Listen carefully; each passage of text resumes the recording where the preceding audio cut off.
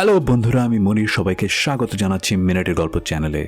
আমাদের এই চ্যানেলে আমরা ধারাবাহিকভাবে নিয়ে আসছি নবম ও দশম শ্রেণীর বাংলা বইয়ের গুরুত্বপূর্ণ সাহিত্য আলোচনা, যা তোমাদের পরীক্ষার প্রস্তুতিতে বাস্তবিকভাবে সাহায্য করতে পারে। আগের দুটি ভিডিওতে আমরা জেনেছিলাম উপন্যাস কি, বাংলা উপন্যাসের সংক্ষিপ্ত পরিচিতি, হুমায়ুন আহমেদের জীবন ও 1971 উপন্যাসের প্রেক্ষাপট। আজ আমরা প্রবেশ করতে যাচ্ছি মূল উপন্যাস 1971-এর ভেতরে। এই উপন্যাসটি আমাদের ইতিহাস, আমাদের সংগ্রাম এবং 71-এর বাস্তবতার গভীর অনুভূতির প্রতিচ্ছবি। পুরো উপন্যাসটি আমরা 3টি পর্বে ভাগ করে উপস্থাপন করব। আজ শুরু হচ্ছে সেই যাত্রার প্রথম পর্ব। এ পর্বে আমরা দেখব উপন্যাসের শুরু, চরিত্রগুলোর পরিচয় এবং সেই সময়ের বাস্তবতার প্রথম স্পর্শ। তাহলে চলো শব্দের ভেতর দিয়ে ফিরে যাই 1971-এর সেই সময়ে।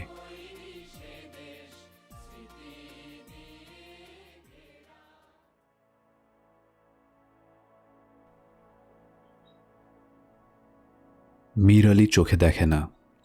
আগে আবছা আবছা দেখত, দুপুরের রোদের দিকে তাকালে হলুদ কিছু ভাসত চোখে। গত 2 বছর ধরে তাও ভাসছে না। চারদিকে সীমাহীন অন্ধকার। তার বয়স প্রায় 70। এই বয়সে চোখ কান নষ্ট হতে শুরু করে। পৃথিবীর শব্দ বর্ণহীন হতে থাকে, কিন্তু তার কান এখনো ভালো, বেশ ভালো। ছোট নাতনিটি যতবার কেঁদে ওঠে ততবারই সে বিরক্ত মুখে বলে, চুপ, শব্দ করিস না। মীর আলী আজকাল শব্দ সহ্য করতে পারেন না। মাথার মাঝখানে কোথায় যেন ঝনঝন করে। চোখে দেখতে পেলেও বোধহয় এরকম হতো। আলো সহ্য হতো না। বুড়ো হওয়ার অনেক যন্ত্রণা। সবচেয়ে বড় যন্ত্রণা, রাত দুপুরে বাইরে যেতে হয়। একা একা যাওয়া ছাড়া উপায় নেই। তাকে তলপেটের প্রবল চাপ নিয়ে মিহিসুরে ডাকতে হয়, বদি, ও বদি, বদিউজ্জামান। বদিউজ্জামান তার বড় ছেলে। মধুবন বাজারে তার একটা মণিহারি দোকান আছে। রোজ সন্ধ্যায় দোকান বন্ধ করে 7 মাইল হেঁটে সে বাড়ি আসে। পরিশ্রমের ফলে তার ঘুম হয় গাঢ়। সে সাড়া দেয় না। মীর আলী ডেকেই চলে, বদি, ও বদি, বদিউজ্জামান। জবাব দেয় তার ছেলের বউ অনুফা। অনুফার গলার স্বর অত্যন্ত তীক্ষ্ণ। সেই তীক্ষ্ণ স্বর কানে এলেই মীর আলীর মাথা ধরে। তবু সে মিষ্টি সুরে বলে, ও বউ, একটু বাইরে যাওন দরকার, বদিরে উঠাও। অনুফা তার স্বামীকে জাগায় না। নিজেই কুপি হাতে এগিয়ে এসে শ্বশুরের হাত ধরে। বড় লজ্জা লাগে মীর আলীর, কিন্তু উপায় কি? বুড়ো হওয়ার অনেক যন্ত্রণা, অনেক কষ্ট। মীর আলী নরম স্বরে বলে, সাইদনি রাইত নাকি ও বউ? জি না। চোখে ফসর ফসর লাগে, মনে হয় চাঁদনি। না, চাঁদনি না, এইখানে বসেন, এই নেন বদনা। অনুফা দূরে সরে যায়। মীর আলী ভারমুক্ত হয়। অন্যরকম একটা আনন্দ হয় তার। ইচ্ছা করে কিছুক্ষণ বসে থাকতে। অনুফা ডাকে, আব্বাজান, হইছে? হ। উঠেন, বইসা আছেন কেন? ফজর ওয়াক্তের দেরি কত? দেরি আছে, আব্বাজান উঠেন। মীর আলী অনুফার সাহায্য ছাড়াই উঠানে ফিরে আসে। দক্ষিণ দিক থেকে সুন্দর বাতাস দিচ্ছে। রাতের 2য় প্রহর শেষ হয়েছে বোধহয়। 1-2 করে শিয়াল ডাকতে শুরু করেছে। মীর আলী হৃষ্ট গলায় বলে, রাত বেশি বাকি নাই। অনুফা জবাব দেয় না, হাই তোলে। একটা জল চৌকি দাও, উঠানে বইয়া থাকি। দুপুর রাইতে উঠানে বইবেন কি? যান, ঘুমাইতে যান। মীর আলী বাধ্য ছেলের মতো বিছানায় শুয়ে পড়ে। একবার ঘুম ভাঙলে বাকি রাতটা তার জেগে কাটাতে হয়। সে বিছানায় বসে ঘরের স্পষ্ট অস্পষ্ট সব শব্দ অত্যন্ত মন দিয়ে শোনে। বদি খুক করে কাশছে। টিনের চালে ঝটপট শব্দ। কিসের শব্দ? বানর। চৌকির নিচে সবগুলো হাঁস একসঙ্গে প্যাক প্যাক করল। বাড়ির পাশে শেয়াল হাঁটাহাঁটি করছে বোধহয়। পরিমাণও কেঁদে উঠল, দুধ খেতে চায়। অনুফা দুধ দেবে না, চাপা গলায় মেয়েকে শাসাচ্ছে। বদি আবার কাশছে। ঠান্ডা লেগেছে নাকি? পরশুদিন ভিজে বাড়ি ফিরেছে, জ্বর তো হবেই। বদির কথা শোনা যাচ্ছে, ফিসফিস করে কি যেন বলছে। কি বলছে? এত ফিসফিসানি কেন? মীর আলী কান খাড়া করে শোনার চেষ্টা করে। কাক ডাকল, সকাল হচ্ছে নাকি? মীর আলী ভোরের প্রতীক্ষা করে। তার তলপেট আবার ভারী হয়ে ওঠে। বদি, ও বদি, বদিউজ্জামান। কি? একটু বাইরে যাওন দরকার। বদি সারা শব্দ করে না। পরিবাণু তার স্বরে কাঁদে, দুধ খেতে চায়। ও বদি, বদিউজ্জামান। আরে আসি আসি, তাড়াতাড়ি কর। আরে দুত্তরি, এক রাইতে কয়বার বাইরে যাইবেন? বদি প্রচণ্ড একটা চড় বসায় পরিবাণুর গালে। বিরক্ত স্বরে বলে, টর্চটা দাও আনুফা। আনুফা টর্চ খুঁজে পায়, কিন্তু অন্ধকারে ব্যাটারি খুঁজে পায় না। মীর আলী অপেক্ষা করতে করতে একসময় অবাক হয়ে বুঝতে পারে তার প্রস্রাব হয়ে গেছে। বিছানার একটা অংশ ভেজা। সে অত্যন্ত বিচলিত বোধ করে। এরকম তার আগে কখনো হয়নি। আসেন যাই, যত ঝামেলা, দেখি হাতটা বাড়ান। বদি তার হাত ধরে। মীর আলী খুব দুর্বল ও অসহায় বোধ করে। এখন থেকে ঘরের মধ্যে একটা পাতিলে পেশাব করবেন, ঝামেলা ভাল লাগে না। আইসা, আর পানি কম খাইবেন, বুঝলেন? আইসা। বদি তাকে উঠানের এক মাথায় বসিয়ে দেয়। মীর আলী প্রস্রাব করার চেষ্টা করে, প্রস্রাব হয় না। ভোঁতা একটা যন্ত্রণা হয়। বদি হাঁক দেয়, কি হইছে, রাত শেষ করবেন নাকি? আর ঠিক তখন মীর আলীর সামনে দিয়ে সরসর করে একটা কিছু চলে যায়। কি এটা? সাপ? মীর আলীর দেখতে ইচ্ছে করে। আরে বিষয় কি, ঘুমায় পড়ছেন নাকি? না, একটা সাপ গেল সামনে দিয়া। আরে দুত্তরি সাপ, উড়েন দেখি। মনে হয় জাতি সাপ, বিরাট লম্বা মনে হইল। আরে দুধ, উঠা আসেন। মীর আলী উঠে দাঁড়ায়। আর ঠিক তখন আজান হয়। মীর আলী হাসি মুখে বলে, আজান দিছে ও বদি, আজান দিছে। দিছে দেউক, ঘরে চলেন। অখন আর ঘরে গিয়া কি কাম, গোসলের পানি দে, গোসল সাইরা নামাজটা পড়ি। বদি বিরক্ত গলায় বলে, উজু কইরে নামাজ পড়েন, গোসল কেন? শৈলটা পাক না, না পাক শৈল। আপনি বইয়া থাকেন, অনুফারে পাঠাই, যত ঝামেলা। বদিউজ্জামান তার বাবাকে একটা জলচৌকির উপর বসিয়ে ভেতরে চলে যায়, আর আসে না। পরিবাণু ঘ্যান ঘ্যান করে কাঁদে। মীর আলী বসে থাকে চুপচাপ। তার কিছুক্ষণ পর 50 জন সৈন্যের ছোট্ট একটা দল গ্রামে এসে ঢোকে। মার্চ টার্চ না, এলোমেলোভাবে চলা। তাদের পায়ের বুটে কোনো শব্দ হয় না।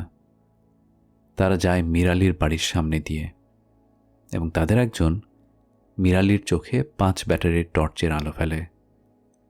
মীর আলী কিছু বুঝতে পারে না, শুধু উঠানে বসে থাকা কুকুরটা তার স্বরে ঘেউ ঘেউ করতে থাকে। মীর আলী ভীত স্বরে ডাকে, বদি, ও বদি, বদিউজ্জামান। কুকুরটি একসময় আর ডাকে না। দলটির পেছনে পেছনে কিছু দূর গিয়ে থমকে দাঁড়ায়। তারপর দ্রুত ফিরে আসে মীর আলীর কাছে। মীর আলী উঁচু গলায় ডাকে, ও বদি, ও বদিউজ্জামান। কি হইছে, বেহুদা চিল্লান কেন? বাড়ির সামনে দিয়ে কারা যেন গেল। আরে দুত্তরি, যত ফালতু ঝামেলা, চুপ করে বইয়া থাকেন। মীর আলী চুপ হয়ে যায়। চুপ করে থাকে কুকুরটিও। নিম্ন শ্রেণীর প্রাণীরা অনেক কিছু বুঝতে পারে, তারা টের পায়। গ্রামের নাম নীলগঞ্জ। 1 মে 1971। ক্ষুদ্র সৈন্যবাহিনীর অধিনায়ক একজন মেজর, এজাজ আহমেদ। কাকুল মিলিটারি একাডেমির একজন কৃতি ক্যাডেট। বাড়ি পেশোয়ারের এক অখ্যাত গ্রামে। তার গায়ের নাম রেশোভা। 2 ময়মনসিংহ ভৈরব লাইনের একটি স্টেশন নান্দাইল রোড। ছোট্ট গরিব স্টেশন, মেল ট্রেন থামে না। লোকাল ট্রেন মিনিট খানেক থেকেই ফ্ল্যাগ উড়িয়ে পালিয়ে যায়।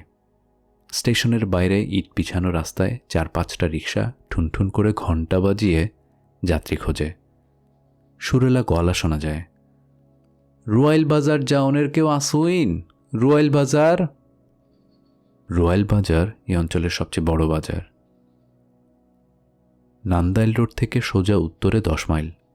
খুব খারাপ রাস্তা। বর্ষাকালে রিক্সা চলে না, হেঁটে যেতে হয়।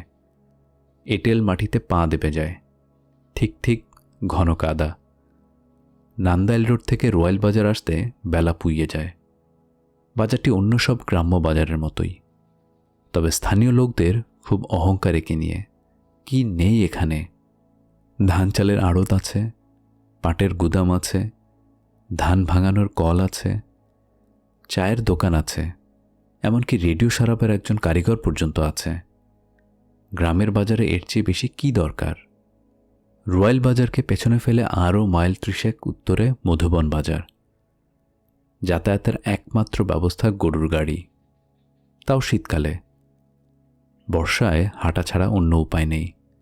উজান দেশ, নদীনালা নেই যে নৌকা চলবে। মধুবন বাজার ফেলে পূব দিকে 7-8 মাইল গেলে ঘন জঙ্গল। স্থানীয় নাম মধুবনের জংলা মাঠ। কাটাঝোপ, বাঁশ আর জারুলের মিশ্র বন। বেশ কিছু গাব ও ড্যাফল জাতীয় অন্তজ শ্রেণীর গাছও আছে। জংলা মাঠের এক অংশ বেশ নিচু, সেখানে মোর্তা গাছের ঘন অরণ্য। শীতকালে এইসব মোর্তা কেটে এনে পাটি বোনা হয়। পাকা লটকনের খোঁজে বালক বালিকারা বনের ভেতরে ঘুরে বেড়ায়। কিন্তু বর্ষাকালে কেউ যায় না সেদিকে। খুব সাপের উপদ্রব।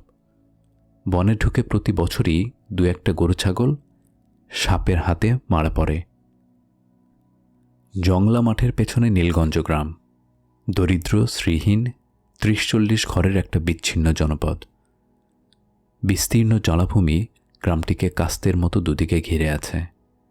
সেখানে শীতকালে প্রচুর পাখি আসে। পাখি মারা জাল নিয়ে পাখি ধরে বাজারে বিক্রি করে পাখি মারারা। পাখি মারা জাল নিয়ে পাখি ধরে বাজারে বিক্রি করে পাখি মারারা। চাষবাস যা হয় দক্ষিণের মাঠে।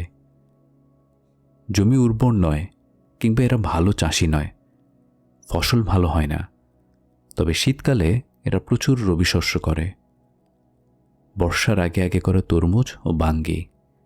দক্ষিণের জমিতে কোনোরকম যত্ন ছাড়াই এ দুটি ফল প্রচুর জন্মায়। গ্রামের অধিকাংশ ঘরেই খড়ের ছাউনি। সম্প্রতি কয়েকটি টিনের ঘর হয়েছে। বদিউজ্জামানের ঘরটি টিনের। তার হাতে এখন কিছু পয়সা কড়ি হয়েছে। টিনের ঘর বানানো ছাড়াও সে একটা সাইকেল কিনেছে। চালানো শিখে ওঠেনি বলে এখনও সে হেঁটেই মধুবন বাজারে যায়। সপ্তাহে একবার নতুন সাইকেলটি ঝাড়পোছ করে। গ্রামের একমাত্র পাকা দালানটি প্রকাণ্ড। 2 বিঘা জমির উপরে একটা হুলুস্থুল ব্যাপার। সুসং দুর্গাপুরের মহারাজার নায়েব চন্দ্রকান্ত সেন মশাই এ বাড়ি বানিয়ে গৃহপ্রবেশের দিন সর্পাঘাতে মারা পড়েন। চন্দ্রকান্ত সেন প্রচুর ধনসম্পদ করেছিলেন। তার মৃত্যুর পরে সেসবের কোনো হদিস পাওয়া যায়নি। সবার ধারণা সোনাদানা পিতলের কলসিতে ভরে তিনি জখ করে গেছেন। তার উত্তরাধিকারীরা পিতলের কলসির খোঁজে প্রচুর খোঁড়াখড়ি করেছে, কোনো সন্ধান পাওয়া যায়নি। চন্দ্রকান্ত সেন মশায়ের বর্তমান একমাত্র উত্তরাধিকারী নীলু সেন প্রকাণ্ড দালানটিতে থাকেন। তার বয়স প্রায় 50, দেখায় তার চেয়েও বেশি। নীলু সেনকে গ্রামে যথেষ্ট খাতির করা হয়। যাবতীয় সালিশিতে তিনি থাকেন। বিয়ে শাদীর কোনো কথা তাকে ছাড়া হয় না কখনো। লোকটি অত্যন্ত মিষ্টভাষী। এই গ্রামের সবচেয়ে সম্পদশালী ব্যক্তি হচ্ছে জয়নল মিয়া। প্রচুর বিষয় সম্পত্তির মালিক। মধুবন বাজারে তার 2টি ঘরও আছে। লোকটি মেরুদণ্ডহীন, সবার মন রেখে কথা বলার চেষ্টা করে। গ্রাম্য সালিশিতে সবার কথাই সমর্থন করে বিচার সমস্যা জটিল করে তোলে। তবু সবাই তাকে মোটামুটি সহ্য করে। সম্পদশালীরা এই সুবিধাটি সব জায়গাতেই ভোগ করে। দুজন বিদেশি লোক আছে নীলগঞ্জে। একজন নীলগঞ্জ মসজিদের ইমাম।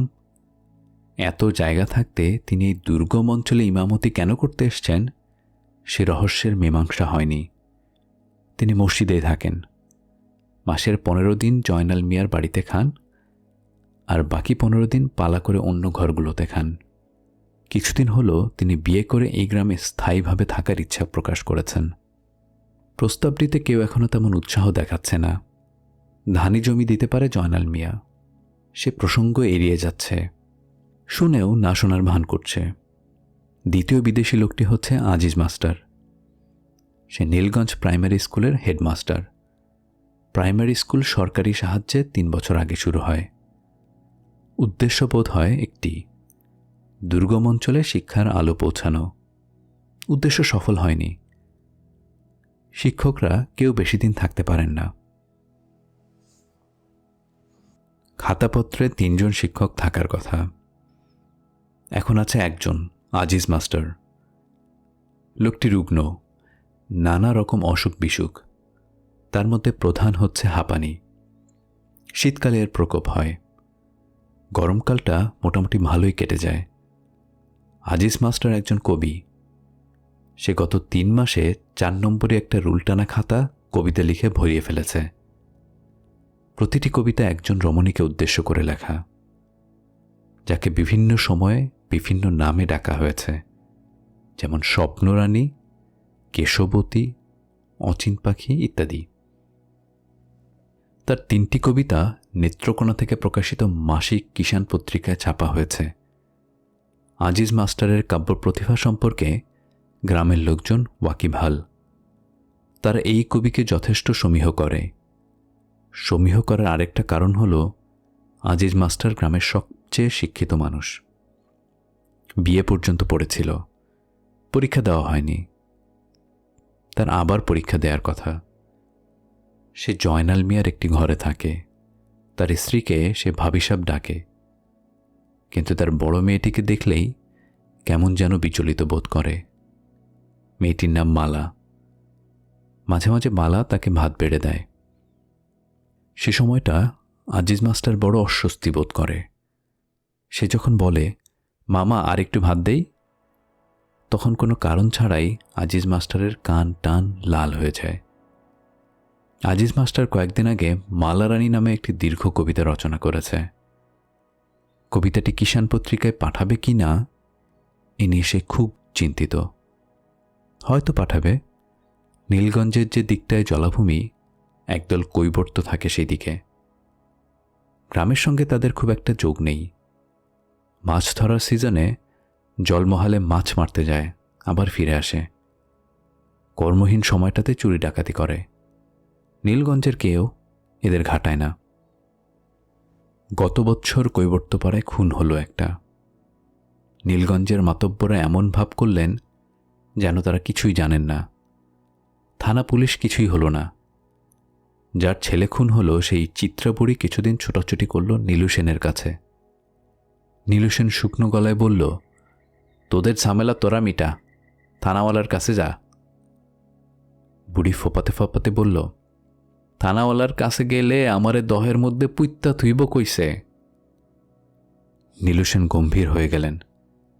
টেনে টেনে বললেন, এদের ঘাটাঘাটি করা ঠিক না, রক্ত গরম জাত।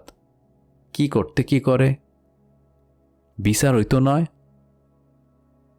নীলু সেন তার জবাব দিতে পারলেন না। অস্পষ্টভাবে বললেন, এখন বাদ দে, পরে দেখি কিছু করা যায়নি।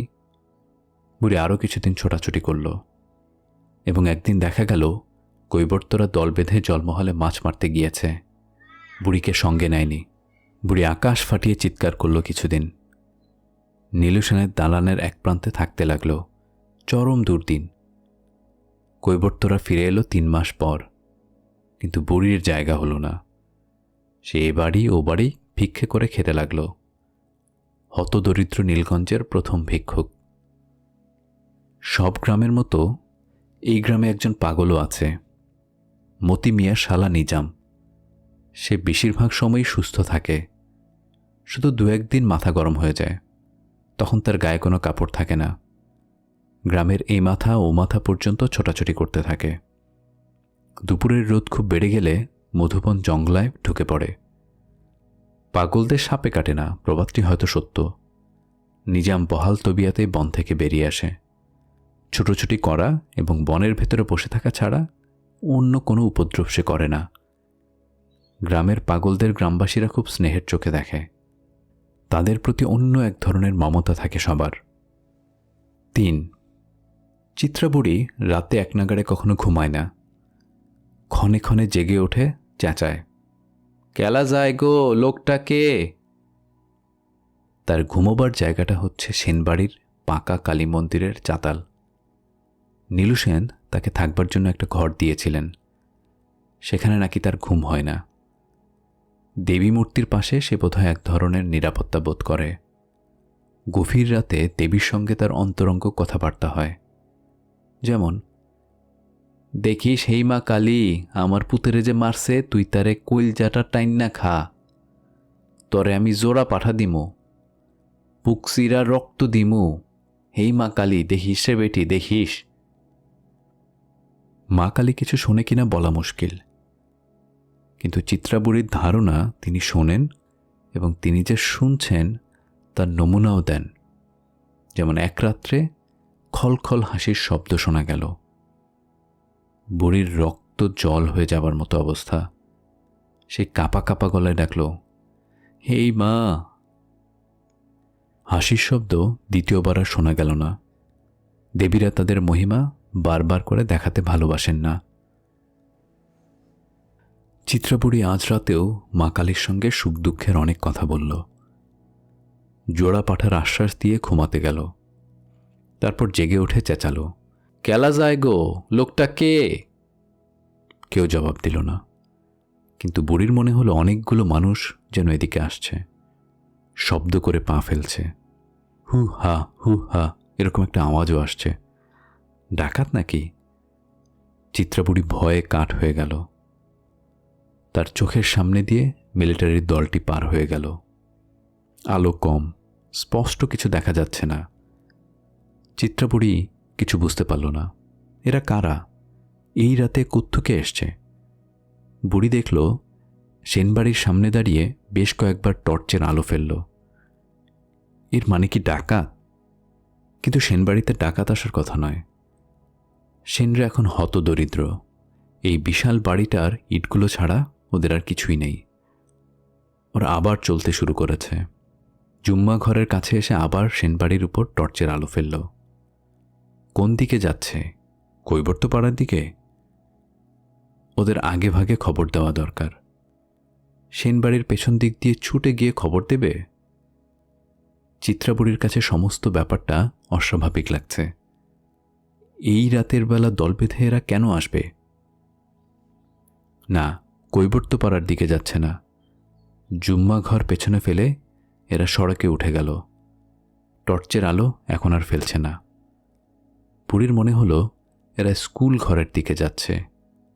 আজিজ মাস্টারকে খবর দেওয়া দরকার, কিন্তু তারও আগে খবর দেওয়া দরকার কৈবর্তপাড়ায়। বিপদের সময় নিজ গোত্রের মানুষের কথাই প্রথম মনে পড়ে।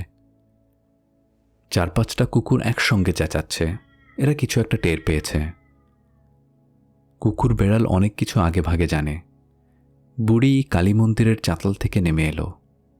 সে কোন দিকে যাবে মনস্থির করতে পারছে না।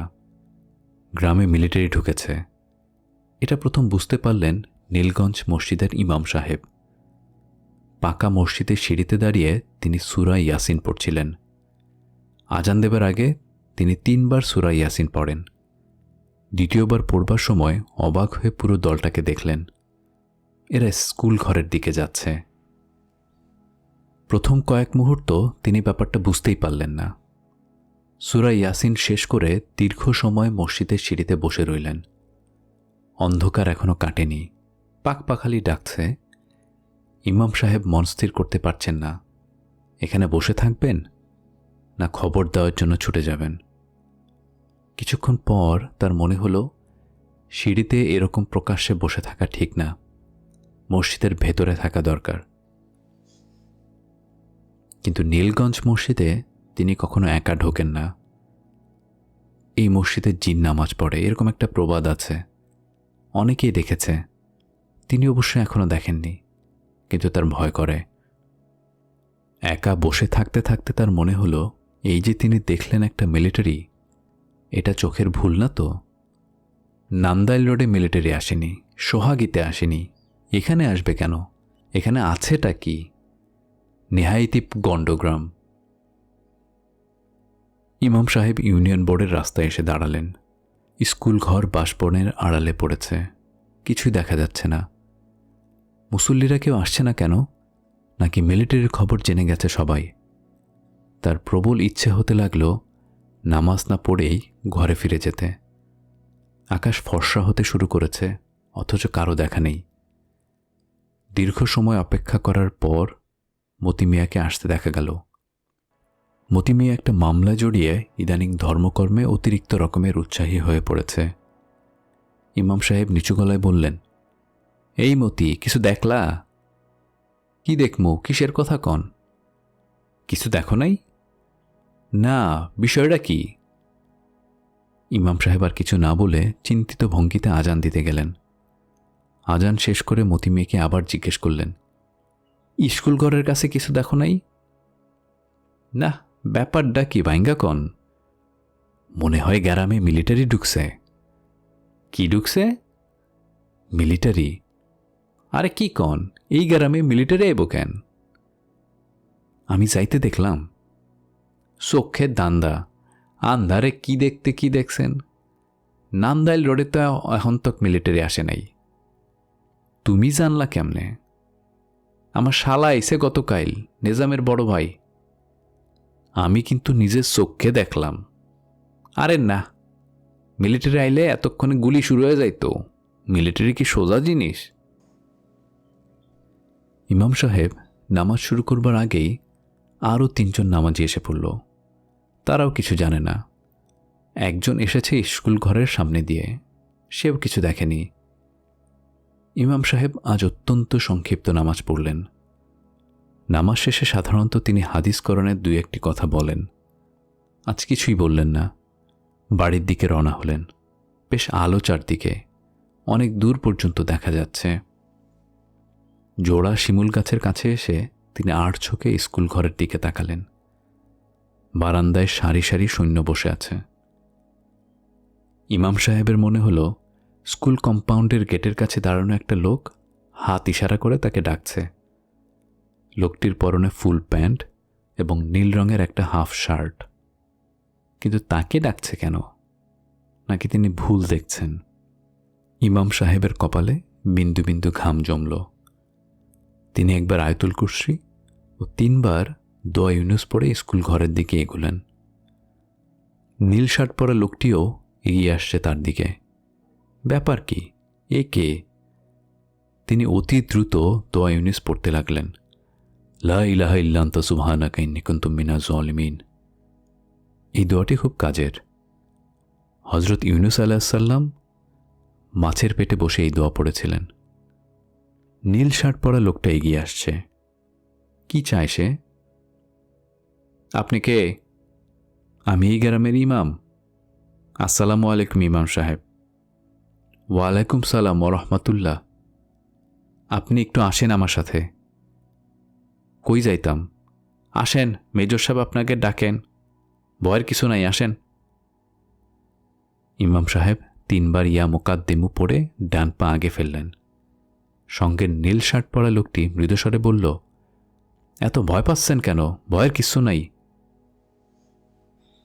4 আজিজ মাস্টারের অনিদ্রা রোগ আছে।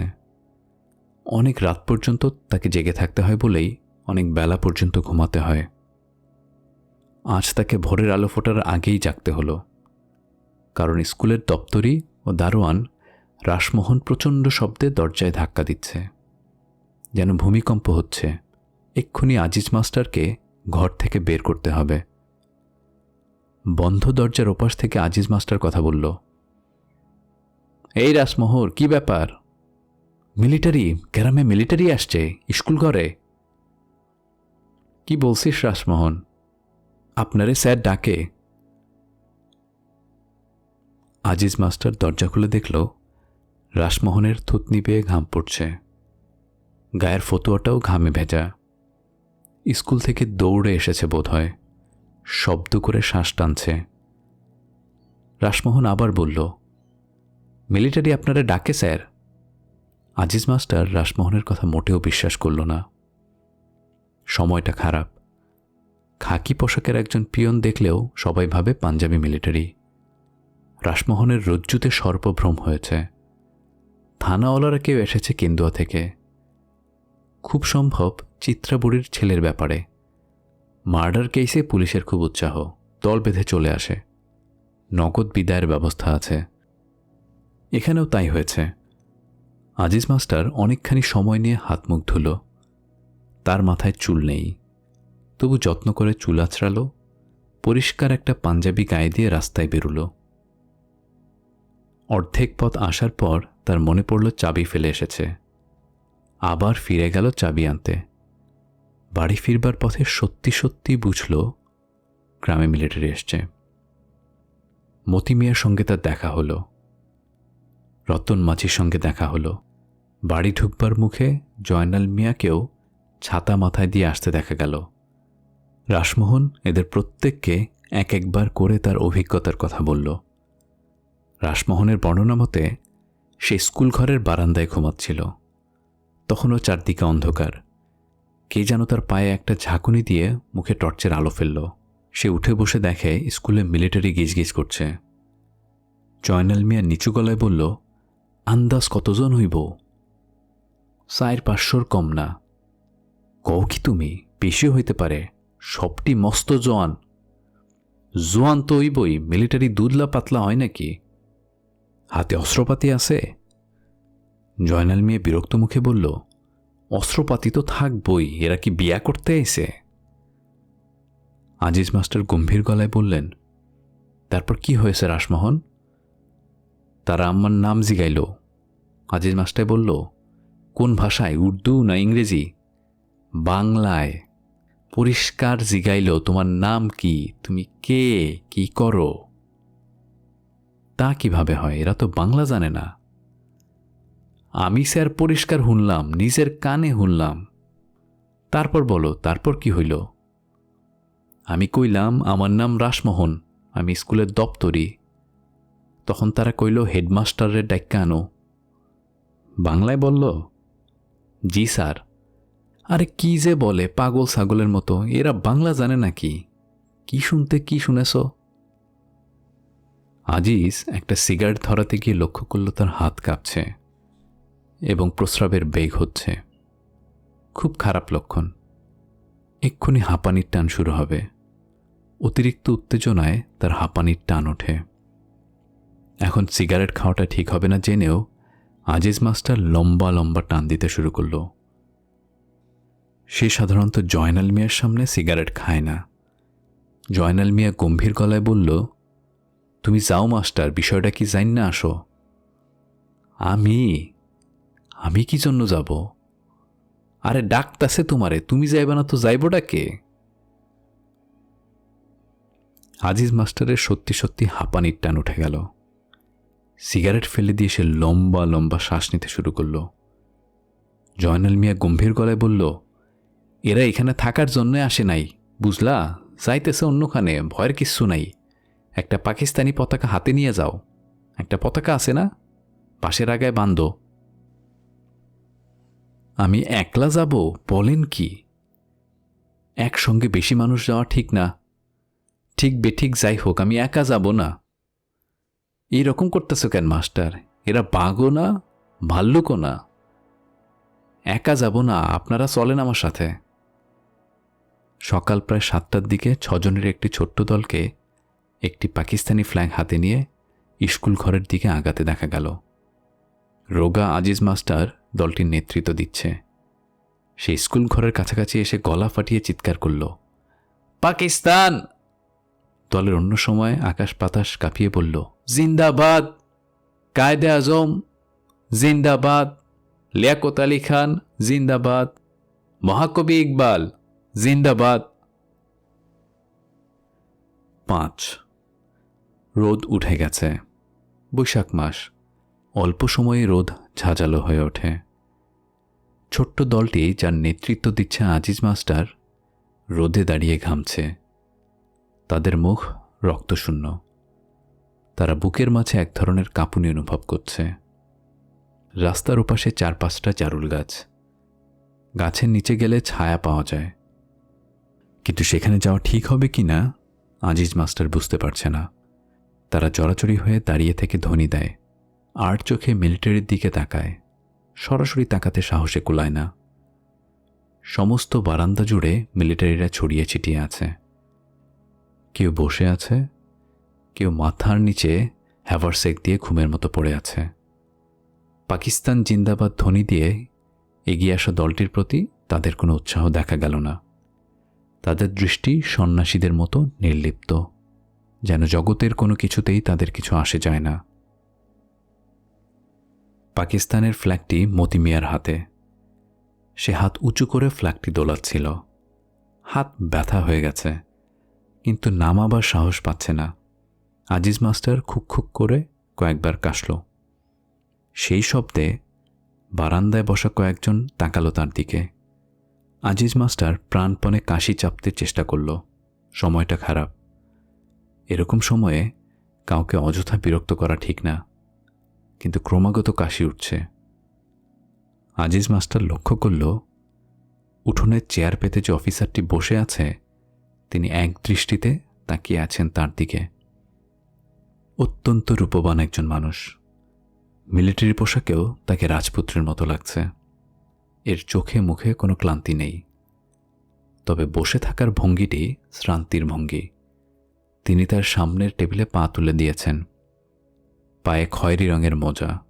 মানুষটি প্রকাণ্ড, তবে সেই তুলনায় পায়ের পাতা দুটি ছোট। তার কাছাকাছি যে রোগা লোকটি দাঁড়িয়ে আছে, তাকে দেখতে বাঙালির মতো লাগছে। তার গায়ে চকচকে নীল রঙের একটা শার্ট। লোকটি খুব ঘামছে। ময়লা একটি রুমালে ক্রমাগত ঘাড় মুছছে। অফিসারটি মৃদুস্বরে কি যেন বলল নীল শার্ট পরা লোকটিকে। নীল শার্ট পরা লোকটি তীক্ষ্ণ গলায় বলল, আপনাদের মধ্যে হেডমাস্টার সাহেব কে? আজিজ মাস্টারের বুকের মধ্যে শিরশির করতে লাগল। কে আপনাদের মধ্যে হেডমাস্টার? মতি মিয়া আজিজ মাস্টারের পিঠে মৃদু ধাক্কা দিল। আজিজ মাস্টার কাশির বেগ থামাতে থামাতে বলল, জি আমি। আপনি থাকেন, অন্য সবাইকে যেতে বলেন।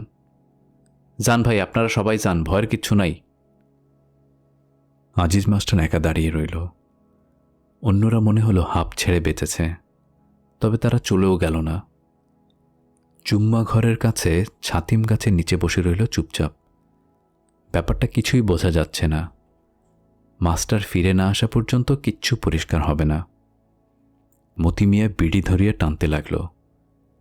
সে জয়নাল মিয়ার সামনে বিড়ি খায় না। এই কথা তার মনে রইল না। সময়টা খারাপ। এই সময়ে কোনো কিছু মনে থাকে না। ছোট চৌধুরীও সিগারেট ধরালেন। তিনি সকাল থেকেই ঘামছেন। মতি মিয়া বলল, ভয়ের কিচ্ছু নাই, কি কন? না, ভয়ের কি? এরা বাঘও না, ভাল্লুকও না। এক্কেবারে খাঁটি কথা। অন্যায় তো কিছু করি নাই। অন্যায় করলে একটা কথা আসিল। এক্কেবারে খাঁটি কথা, অতিলাজ্য কথা। জয়নাল মিয়া উৎসাহিত বোধ করে। মতি বলল, নীলু চাচার বাড়িতে যাই চলেন। কথাটা তার খুব মনে ধরেছে, কিন্তু আজিজ মাস্টার ফিরে না আসা পর্যন্ত নড়তেও ইচ্ছা করছে না। রোদ চড়তে শুরু করল। ছাতিম গাছের নিচে একটি দুটি করে মানুষ জমতে শুরু করে। সবার মধ্যে একটা চাপা উত্তেজনা। ঝা ঝা করছে রোদ। উত্তরবন্দে বোরো ধান পেকে গেছে, কাটতে হবে। কিছু কিছু জমিতে পাট দেওয়া হয়েছে। ক্ষেত নিড়ানির সময় এখন।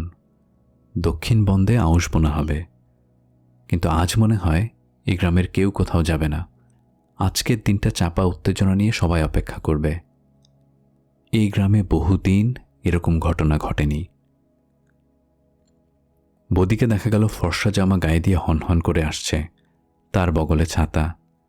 ছাতিম গাছের নিচে একসঙ্গে এতগুলো মানুষকে দেখে হকচকিয়ে গেল। বিষয় কি? মতি মিয়া ঠান্ডা গলায় বলল, জানো না কিছু? কি জানবো? আরে মুসিবত, জান লইয়া টানাটানি আর কিছুই জানো না?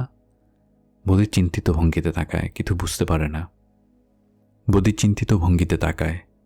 কিছু বুঝতে পারে না। জয়নাল মিয়া ঠান্ডা গলায় বলে, গ্যারামে মিলিটারি আইছে। এইটা কি কোন? এইখানে মিলিটারি আইব কেন? স্কুল ঘরে গিয়া নিজের চোখে দেখো, আজিজ মাস্টাররে রেখা দিছে। হ্যাঁ, আজ মধুবনে গিয়া কাম নাই, বাড়ি যাও। বদি রাস্তার উপরে বসে পড়ে, ফিসফিস করে বলে, কি সর্বনাশ। জয়নাল মিয়া বিরক্ত হয়ে বলে, সর্বনাশের কি আছে? আমরা কি করলাম? কিছু করছি আমরা? বদি মুখ লম্বা করে বসে থাকে। এক সময় মৃদুস্বরে বলে, মুসলমানের জন্যে ভয়ের কিছু নাই, এরা মুসলমানদের খুব খাতির করে, তাই পাক্কা মুসলমান হওয়া লাগে। সাইর কলমা জিজ্ঞাসা করে। সবাই মুখ চাওয়াচই করে। 4 কলমা কারো জানা নেই। বদি উৎসাহিত হয়ে বলে, সুন্নত হইছে কিনা এটাও দেখে, কাপড় খুললা দেখে। তুমি জানলা কেমনে? নান্দাইল রোডে শুনছি, সুন্নত না থাকলেই দুম গুল্লি। কও কি তুমি? মিলিটারি মানুষ, রাগ বেশি, আমরার মতো না, রাগ উঠলেই দুম। বদি একটি বিড়ি ধরিয়ে দ্রুত টানতে থাকে।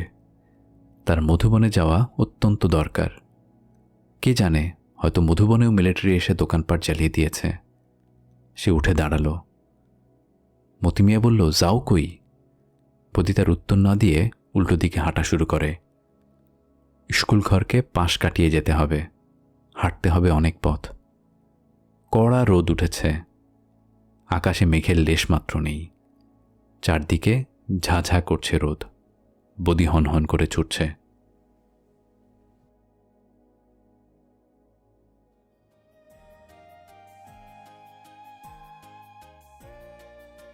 এই ছিল 1971 উপন্যাসের প্রথম পর্ব। আজ আমরা উপন্যাসের শুরুতে প্রবেশ করলাম এবং ধীরে ধীরে অনুভব করতে শুরু করলাম সেই সময়ের বাস্তবতা, মানুষ আর পরিস্থিতি। পরবর্তী পর্বে আমরা এগিয়ে যাব উপন্যাসের আরও গুরুত্বপূর্ণ অংশে, যেখানে ঘটনাগুলো আরও তীব্র, আরও আবেগপূর্ণ হয়ে উঠবে।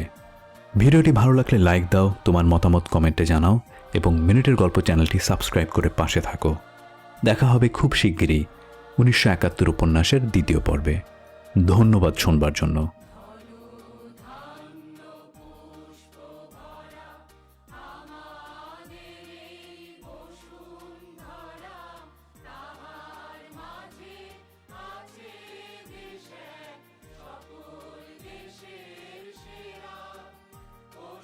সব